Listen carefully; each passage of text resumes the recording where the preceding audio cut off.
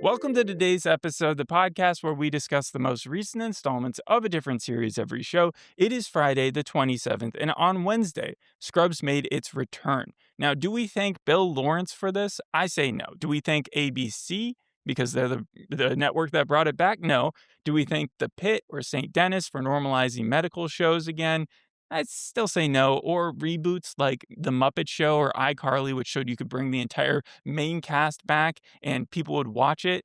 Absolutely not. What you have to give all the credit to for Scrubs coming back is T-Mobile and their ads, because they have stuck with Braff and Faison for the last 5 years. I'd say, yeah, since 2021. And yes, you have other people like the Psych duo with Gus and whatever his other person. I wanted to say Gus Fring, but that's the Breaking That's Bad Breaking guy. Bad, yeah. Then they also had the Suits couple, and then LA Suits showed up. Yeah. So, T-Mobile might be the thing that is actually guiding television in 10 years. Who knows? Is this season 10 or is it season 1? It's season 10. At It least is? That's what people are saying. Can I still refer to the first episode here as the pilot? Yeah, I think that's fine. It's actually called My Return. Yeah. And the whole series, all 10 seasons, follow JD and the other doctors at Sacred Heart, with the exception of season 9. As my favorite show of all time, I get to say that after season 5, the show started getting a little too punchy. The quality absolutely dipped. The writer's strike did not help. That affected season 7, right? It did. It made it 11 or 13 episodes. 11, I think. And then NBC dropped it, ABC picked it up, and that caused some more issues. It almost made it into more of a Disney-fied, I would think. They literally had the Muppets showing up there. I think Oscar the Grouch showed up. That's not a Muppet. That's a Sesame Street character. That was season 8. You were talking about the Cookie Monster, I think, and Oscar. Yes, both of them were there. And but by the end of season 8, when they closed it off with my finale, I do think everybody appreciates that one. Everybody really likes that episode, especially when JD kind of sees a future version of all the events, him and Elliot together, Turk and Carla, Jordan and Cox. The movie screen, yeah. Yeah, no, it was a projected thing on a mat, right? It on wasn't a just mat that straight said up. goodbye JD, I think, on it. And then the director is the one that rips it down, right, and throws it in the trash afterwards. Good memory. And it wasn't the janitor, because Neil Flynn had his goodbye sort of too at that time, because did he come back in season 9? He came back for one scene in the first episode of season 9. Right. And so he was busy with the middle at that point. Yeah. So that was my Scrubs experience. I owned all the first 6 seasons on DVD, and that was fun. But if you look at season 9, I know it gets a bad rap, and it deserves it, because it's just a worse show. It's basically that 90s show where everybody tuned in to see the original cast, and they got mostly the secondary. But if you look at the secondary cast now, Carrie Bishi, Elijah Coop, Michael Mosley, Dave Franco, all went on to hugely better things. You sound like Bill Lawrence, where he's like, if you look at the cast that we got, It was an amazing I think that cast. actually The worked. writing, not good enough to have that continue. It was supposed to be a spinoff. I understand that, but even the spinoff would not have been anywhere close to what the original Scrubs had. It was very strange, because I remember that Zach Braff returned as JD for 5 episodes, but I think the last episode that he left on, they didn't write him out. He was just at home. So it's you weren't seeing him, but that's why I compare it to that 90s show, because it's Right. we didn't know that Eric Foreman wasn't going to not show up again after the first episode. And Zach or Braff whatever. said, and everyone almost for season 9 has said that it's not really canon to season 10. They are completely. What's also not canon is the ending montage of season 8, where JD and Elliot are together forever. Yeah. And I understand why they did it, because part of the entire excitement of watching these characters is the will they won't they aspect. And outside of Turk and Carla, everybody else's relationship was up in the air for most of the series, and that's what that tension made it work. So I'm actually not that upset when I found out, when I tuned into My Return, that was the thing that they decided to dispatch with. Now, this is what they've changed. So in the first 15 minutes of My Return, and it's only 22 minutes, right? The overall, yeah. I wanted to give it a 10 out of 10. Or I felt like it was a 10 out of 10. I was like, this is great. You've got JD's narration. You've got I'm No Superman. I saw a little intro thing where they explained how they changed it. Yeah. and how they switched the X-ray They around got and the stuff like ribs that. right the right way. That's actually not the first time that joke has been made. Season 5, Elizabeth Banks, doesn't she do the same exact thing for, like, one episode? If you listen to the director's commentary, or they actually have in the DVDs the actors talking about the episodes. Yeah. Most of those stories I'd heard before, but those are always fun to like watch the episode because they basically just do like a let's play over it.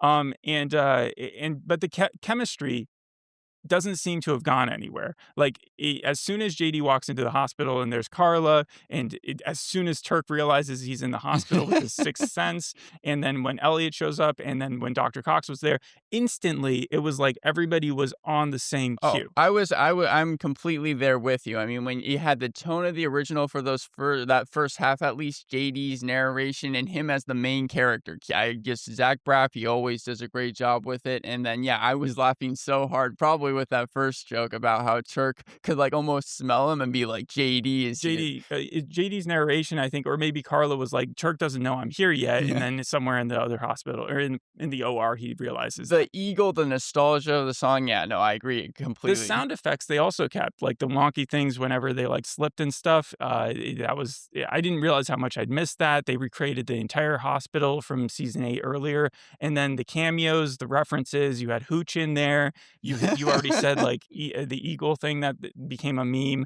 The nicknames. Not only Dr. Cox. Dr. Cox is not the only one who does nicknames. JD does Yep. nicknames too. Yeah. And then the silliness mixed in with the drama, which has always existed, but there has to be a careful balance of that. Otherwise, especially in a short form comedy like this, like it's not going to blend well. JD is not been working at Sacred Heart for a really long time. He's like a private doctor Yep. who, it reminds me a little bit of like Royal Pains, where he's like on call, and so he returns to Sacred Heart, and Elliot's there, and we find out that they've been divorced for a while, and Turk is now one of the highest surgeons there, if not the highest. He has 4 daughters. I think when the show ended, he had like 2, maybe 3, and now they're like going to college, or at least in their elder teens, which was a shock to me because I'm just like, where has the time gone? Again, yeah, 16 years. And Turk, Yeah. I mean, Donald Faison, he looks skinnier.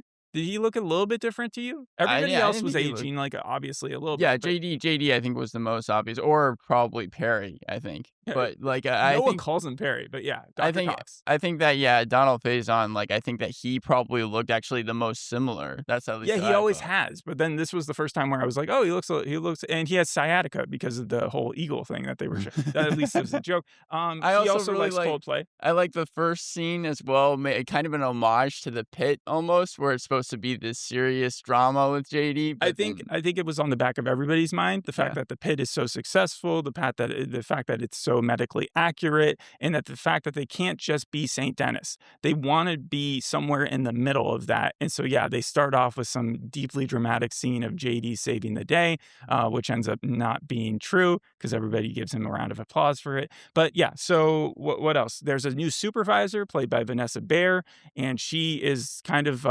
the Gen Z like feelings coach, that was where the it's most party down I felt like, where it was like they kind of put that in is like true. a TikTok character or people of the new generation. Right. And so she's constantly lecturing Dr. Cox, and it drives him so insane that he quits by the end of the episode. Yeah, literally can't do it and then decides to give it all to JD. Well, so this is what happens that's weird after the first 15 minutes, it felt like things became really rushed. Right. Like super duper rushed. Like I was watching YouTube shorts and it didn't stop through episode 2 too. Like I was disoriented, I was jarred a little bit by how much it felt like I was watching short form clips in order, recapping moments rather than fleshing things out. Like I understand Scrubs is only 20 minutes. They only have 9 episodes, right? Right. This season. So they're trying to get a lot done. But I don't know what happened here. It just felt like a crash course of a ton of stuff happening. First we're learning about the interns, which they've done before. And not just in season 9, they've always had interns post Zach Braff's like original residency. Mhm. I think starting in like season 3, they started introducing new people. Some of them they would date, some of them they would be teaching. So they've always existed in the periphery. And then as the show went on, but this felt like it was kind of like trying to platoon the players a little bit, where it was going to be like 60 to 70% what everybody wants to see. And that made me a little sad because in the first episode, especially, I was like, just give us one. Just give Right. us one full episode where we don't have to be learning about the newbies quite yet. And they did it for the majority of the episode, but then it did.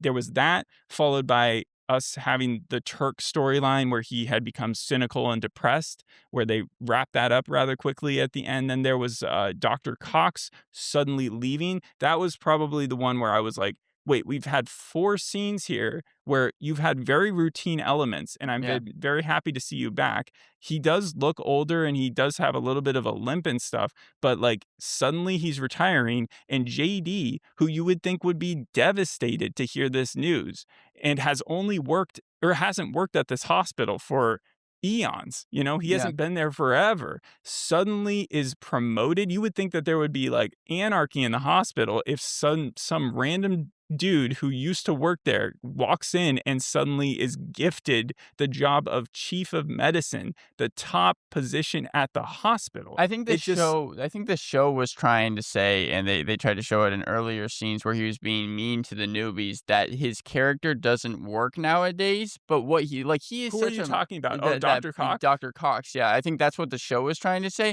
but he is a mainstay of the show. He's an incredibly important character to the original, and I understand that he did think highly of JD. We saw that in the season 8 finale. He said that he was one of the best surgeons that worked there, but I was very mad, yeah, that John C. McGinley, that might be his actual exit. We might not see him again. Here's the thing. I understand why they did it, just like I understood the part with Elliot and JD having to break them up in order to create that tension again. Because ultimately, I would hope that the show brings them back together at the end. With Dr. Cox, it was one thing when you're a new intern going into medicine, into internal medicine, and you're learning from a mentor who is however much older. But JD is 50 years old now. Yeah. Like, literally, Zach Braff and the rest of the cast are they should be because they've known each other for 25 years, close to 50, and the idea that he would still be looking to this guy for answers would be dangerous medically and, like, not good psychologically, like, Also, he he's just should be yeah. and we've learned that he's wiser. So that is the reason they gave, I think, or that we're supposed to believe why he wasn't completely like stricken by the fact that that Dr. Cox had decided to retire. That said, though, considering how the show has treated people leaving the hospital in the past and how big a deal it was, like I feel like condensed that into like 2 minutes. Yeah. And then by the end of the episode, it wasn't even like that was the sad part. And then they ended the episode. Turk and JD were just chumming it up again. And But JD had I taken did the job. So that's the part. I like Turk's storyline there. I like the fact that Turk, without his best friend, had become a little salty towards everybody and I thought else. that the wholesomeness of the end scene But worked, though. but the Dr. Cox one did make me feel bad. Like I was watching that and I was sad, but I also felt like it was a little bit cheap because I was like, really? We're going to be Yeah. doing this? And then they threw in there the intern one where like the guy came running up and he was like, "You could have saved my wife." And that didn't work. That was the one where I was like, "Ooh, that felt so soap opera-y." I did not like that storyline. So overall, that first episode was so close to getting a 10 out of 10 for me, but I can't give it a 10 out of 10. I think that, yeah, when it comes to same with the second episode, when it came to the new recruits, to all the people that were there, Sam Tosh, the TikToker, Asher Green, it was British Blake, the mean one, Amara and Deshauna. Deshauna is the surgical doctor that talks to JD about Turk. I felt like all their storylines were just not fun to watch. I wanted to see the old cats, which I know is what season 9 got a lot of flack for as well. Right. So the show calls the second episode My Second First Day, which is in comparison to the first episode ever, which is just my first day. So you would think it would just be totally about JD again, and it wasn't. You're right. They included more of the intern storyline. And like I don't want to jump on that quite yet and just assume that the rest of the season is going to be that 90s show or like a second recreation of a season 9, because the jokes are funny here. The Right. jokes are working, and I didn't hate any of the interns. I did find them a little bit cliche. Um, but I feel like there is some room to grow with it. And we've always seen interns show up there, even ones that are kind of weird. Like there was a high voice girl, and I think that was not even just in season 9. I think there was Aziz Ansari. Um, Right. It's season 8, right? Right, where he had a kind of an interesting thing where he was at odds with the rest of the doctors there, but he was very good at his thing, kind of similar to the one doctor here who considers himself better because he's older. I also think that they're trying to include as many like realistic, as much as they're cliches, like kind of points of view. Like this one is just being way too nice to people. This one, like it's the same people we see in the pit almost. Yeah, they did try to tone down the silliness. That's what I read. Bill Lawrence didn't wanna make it as Oh, as as when lunacy. ABC first took it up, that was the Yeah. big problem was that, like, it skewed really, "We're gonna be goofy now. We're just gonna," and that was season 6 onward, so that was yeah, that took away a little bit from the show. But in this second episode, I guess my more complaining was to do with JD instantly ingratiating himself as the chief of medicine, as if he is just suddenly qualified to do it, and he does struggle, but it's the same struggles that we've seen if you've watched the original with Dr. Kelso.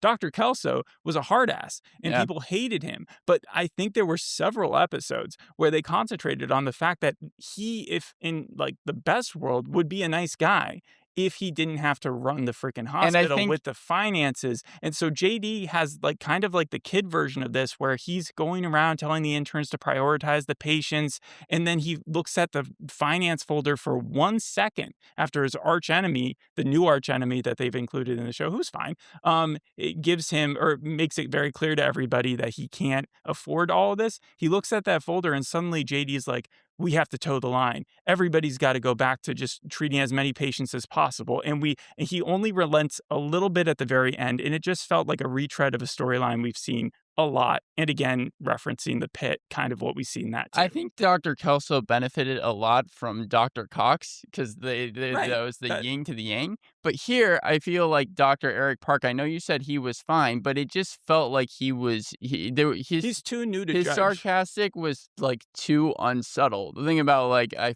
feel like For someone Dr. who's brand Cox. new, I can understand. He's the one person who's probably being realistic, though. That who's this new guy who just walked in and Yeah, suddenly that's took true. over? That's true. Dr. Cox also, it kind of made it clear to me in the second episode that he is gone.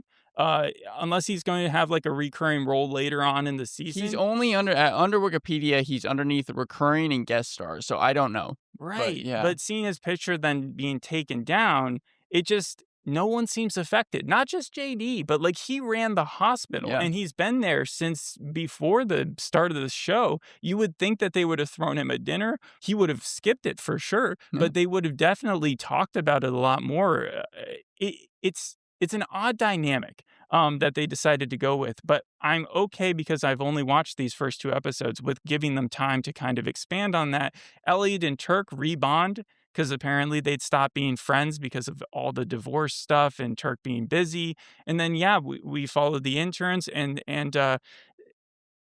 all in all, I appreciated the comeback here. I think it is better than I thought it would be. I thought I was laughing. I had fun. The pacing is really my main complaint because that is something I think they could have fixed. You can never really prepare for how people are going to take in new characters Yeah. besides just writing them as perfect as you possibly can. But I will still give the first episode a 9 out of 10 and I will reserve judgment on the second episode. Wow. Okay, Give it no rating whatsoever, and just continue to watch the show to see how it becomes. I am holding out hope that Neil Flynn comes back as the janitor. I think they might be keeping him in the cards. I know that Ted passed away, and so I'm sure they're going to do some sort of paying right. respects They to did him. homage to him. Yeah. Yeah, I think there'll be more of that. And then, yeah, no, I'm not going to come out negative about this show at all right now. I think for me, I like JD as the main character. I agree. The first half of the first episode was really good. Nostalgia. Even the Doozer bye bye, the kid at the very end, that they kept that, and the medical scenes and the wholesomeness I really liked. You're But talking about the production company? yeah, at the Yeah. very end. But I didn't feel like the cutaways were as funny this time. I really don't like characters like The Vanessa. cutaways, like the feel good police or whatever? Yeah, I yeah. thought that worked fine. I thought that was classic JD. I like that one. Well, the James Bond cuts in the second episode, I also didn't think really worked that well. And Vanessa Bayer as Sibby Wilson, I think, is probably the worst character. Also, I know that It'll take some time, but I think that she'll fit in. I you think she kind of is the most Saint Dennis character that they brought into this one, and I didn't even mind the intern who they made such a big deal about, who paid her medical wage through by doing like online videos and stuff, yeah, you're talking about Sam like Tosh. the Emma Chamberlain of her universe. I'm going to give the series a 6 out of 10 because I think that it probably will work itself out, the problems that this show has, but I'm not as high, I think, about it as you are. It reminded me a lot of Party Down, Saved by the Bell, St. Dennis Medical, and The Paper. The Paper, though, I think more than I thought it would